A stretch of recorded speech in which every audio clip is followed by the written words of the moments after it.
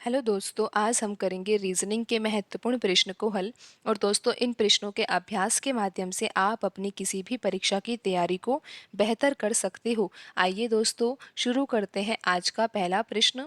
दोस्तों, यहाँ पर प्रश्न में दिया हुआ है 18:9 समान अनुपात 12 अनुपात प्रश्न चिन्ह। तो हमें यहाँ पर ये पता लगाना है कि प्रश्न चिन्ह के स्थान पर दिए गए ऑप्शन में से कौन सी संख्या यहाँ पर प्रश्न चिन्ह के स्थान पर आएगी।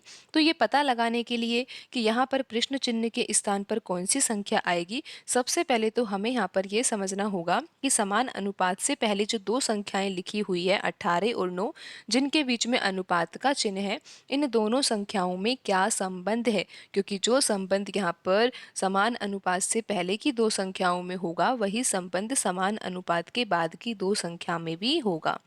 तो दोस्तों, समान अनुपात से पहले लिखी हुई संख्या है 18:9।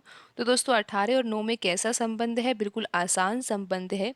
अगर 18 का आधा कर दिया जाए तो 9 आता है, और यहाँ पर अनुपात के बाद लिखी हुई संख्या 9 ही है। लेकिन दोस्तों, यहाँ पर अगर हम 12 का आधा करते हैं तो कितना आता है? 6। ऑप्शन में 6 नहीं है, तो इस तरीके से हम यहाँ पर प्रश्न को हल नहीं कर सकते। दूसरा कौन सा तरीका हो सकता है यहाँ पर प्रश्न को हल करने का? यहाँ पर लिखा हुआ है 18। अगर 18 का वर्ग कर दिया जाए, बिल्कुल दोस्तों, अगर 18 का वर्ग कर दिया जाए तो 324 आता है। और 324 के अंकों को जोड़ने पर, बिल्कुल दोस्तों, 3 अंकों की संख्या है, और 3 अंक कौन कौन से हैं? 3, 2 और 4। इन तीनों अंकों को अगर हम जोड़ते हैं तो कितना आता है दोस्तों? आप यहाँ पर देख ही सकते हो। 3 और 2 5, 5 और 4 कितना होता है? 9। और यहाँ पर अनुपात के बाद लिखी हुई संख्या 9 ही है। तो दोस्तों, यहाँ पर अब हम ये भी पता लगा सकते हैं कि अगर 12 का वर्ग किया जाए तो कितना आता है? 144 आता है। 144 तीन अंकों की संख्या है। तीनों अंक कौन कौन से हैं? 1, 4, 4। इन अंकों को अगर जोड़ दिया जाता है तो कितना आता है दोस्तों? 9 आता है। और आप ये देख सकते हो कि जो ऑप्शन ए है उसमें 9 ही लिखा हुआ है। तो यहाँ पर सही आंसर होगा ऑप्शन ए।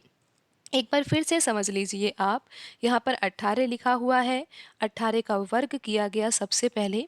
18 का वर्ग 324 होता है। 324 तीन अंकों की संख्या है। 3, 2 और 4। अगर इन अंकों को जोड़ दिया जाता है तो कितना आता है? 9 आता है।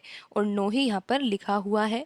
और इसी प्रकार अगर हम यहाँ पर यही पैटर्न लगाएंगे तो 12 का वर्ग हो जाएगा 144। और इन अंकों को अगर जोड़ा जाता है तो कितना आता है? 9 आता है। और यहाँ पर देख ही सकते हो कि जो ऑप्शन ए है उसमें 9 लिखा हुआ है। तो यहाँ पर सही आंसर होगा ऑप्शन ए। तो दोस्तों, आज की वीडियो में इतना ही। मिलते हैं अगले वीडियो में। धन्यवाद दोस्तों।